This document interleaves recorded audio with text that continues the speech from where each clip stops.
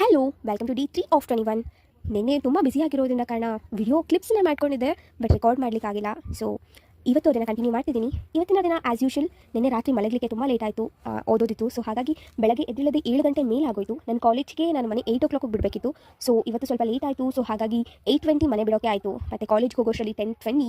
So first period ಹೋಗೋಕ್ಕಾಗಲಿಲ್ಲ ಅಂದರೆ ನಾನೇ ಹೋಗಲಿಲ್ಲ. ಬಿಕಾಸ್ 10:10 ಆದಮೇಲೆ ನಮ್ಮ ಕಾಲೇಜಿಗೆ ಹೋಗೋಕ್ಕೆ ನಮಗೆ ಒಂಥರ ಅನಿಸುತ್ತೆ. ಆ್ಯಂಡ್ ಕೆಲವೊಂದು ಟೀಚರ್ಸ್ ಅಲೋ ಮಾಡ್ತಾರೆ, ಕೆಲವೊಬ್ಬರು ಅಲೋ ಮಾಡಲ್ಲ. ಸೊ ಬಸ್ಸೆಲ್ಲ ಓಕೆ, ಬಟ್ ನನ್ನದೇ ಲೇಟ್ ಆಯಿತು. ಆ್ಯಂಡ್ ನನಗೇನಂದರೆ ಒಂದು ರಾತ್ರಿ ಸರಿಯಾಗಿ ನಿದ್ದೆ ಆಗಿಲ್ಲ ಅಥವಾ ಬೆಳಗ್ಗೆ ಬೇಗ ಇದ್ದರೆ ಕಣ್ಣೆಲ್ಲ ತುಂಬ ಪೇಯ್ನ್ ಆಗಿಬಿಡುತ್ತೆ. ಸೊ ಹಾಗಾಗಿ ಇವತ್ತು ದಿನವಿಡೀ ಒಂದು ಐ ಪೇಯ್ನಿಂದ ಇದ್ದೆ. ಹಾಗೆಯೇ ಸೆಕೆಂಡ್ ಪೀರಿಯಡ್ ಕ್ಲಾಸ್ ಅಟೆಂಡ್ ಮಾಡಿದೆ. ಹಾಗೆ ಲೈಬ್ರರಿಗೆ ಹೋಗಿ ಆ್ಯಂಡ್ ಓದ್ಕೊಂಡು ಊಟ ಮಾಡಿ ಫ್ರೆಂಡ್ಸ್ ಜೊತೆ. Then lab from 1:30 to 5:30. ಇವತ್ತು ಒಂದು ಹೊಸ ಎಕ್ಸ್ಪೀರಿಯನ್ಸ್ ಮಾಡಿದೆ. ಅದೇನಪ್ಪ ಅಂದರೆ ನಾನು ಟ್ರೈನಲ್ಲಿ ಹೋದೆ. ನಮ್ಮ ಮೆಜೆಸ್ಟಿಕ್ಕಿಂದ ನಮ್ಮ ಊರಿನವರೆಗೂ ಟ್ರೈನಲ್ಲಿ ಬಂದೆ. ನಮ್ಮೂರು ಅಂದರೆ ಹತ್ತಿರದಲ್ಲಿರುವಂಥ ರೈಲ್ವೆ ಸ್ಟೇಷನ್.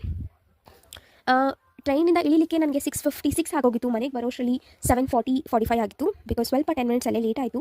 ಆ್ಯಂಡ್ ಅಲ್ಲಿಂದ ಮನೆಗೆ ಬರೋಷ್ಟರಲ್ಲಿ ಲೇಟ್ ಆಯಿತು ಅಮ್ಮನ ಜೊತೆ. ಆ್ಯಂಡ್ ಅಲ್ಲಿಂದ ಬರೋಷ್ಟರಲ್ಲಿ 7:45 ಸಮಥಿಂಗ್ ಆಗಿತ್ತು. ಆಮೇಲೆ ಫ್ರೆಶಪ್ ಆಗಿ ಎಲ್ಲ ಅಡುಗೆಗಿಟ್ಟು ಕಾಫಿ ಕುಡಿದು ಹಾಗೆಯೇ ಮುದ್ದೆ ಅಡುಗೆ ಎಲ್ಲ ಮಾಡಿ ಊಟ ಮಾಡೋಷ್ಟರಲ್ಲಿ 8:30. ಸೊ ಸ್ವಲ್ಪ ಟಿ ವಿ ನೋಡ್ಕೊಂಡು ರಿಲ್ಯಾಕ್ಸ್ ಮಾಡೋಷ್ಟರಲ್ಲಿ 9 ಆಗೇ ಬಿಡ್ತು. ಗೊತ್ತೇ ಆಗಲಿಲ್ಲ ಟೈಮ್ ಹೇಗೆ ಹೋಗ್ತದೆ ಅಂತ. ಸೊ ಹಾಗೆ ಇವತ್ತು ಬೇರೆ ಸ್ವಲ್ಪ ನಿದ್ದೆ ಮೂಡಲಿರೋದ್ರಿಂದ ಕಣ್ಣೆಲ್ಲ ತುಂಬ ಪೈನ್ ಇದೆ. ಬೆಳಗ್ಗೆ ಬೇಗ ಹೋಗಬೇಕು. ಸೊ ಇದೆಲ್ಲ ಮುಗಿಸಿ ಸ್ವಲ್ಪ ಓದೋದು ಏನೂ ಮಾಡಲಿಲ್ಲ ಇವತ್ತು, ಬಿಕಾಸ್ ಆಫ್ ಲೇಟ್ ಆಗಿದೆ ಆ್ಯಂಡ್ ಸ್ವಲ್ಪ ಟಯರ್ಡ್ ಆಗಿದೆ. ಸೊ ಹಾಗಾಗಿ ಇನ್ನೊಂದು ಸ್ವಲ್ಪ ಅದು ಏನಾದರೂ ತುಂಬ ಇಂಪಾರ್ಟೆಂಟ್ ವರ್ಕ್ ಇದ್ದರೆ ಬರೆದು ಎಲ್ಲವನ್ನು ಮುಗಿಸಿ ಮಲ್ಗುವಂಥದ್ದಷ್ಟೇ. ಸೊ ಇದಾಗಿತ್ತು ನನ್ನ D3 ಆಫ್ 21. ಇವತ್ತಿನ ದಿನ ಅದ್ಭುತವಾಗಿತ್ತು.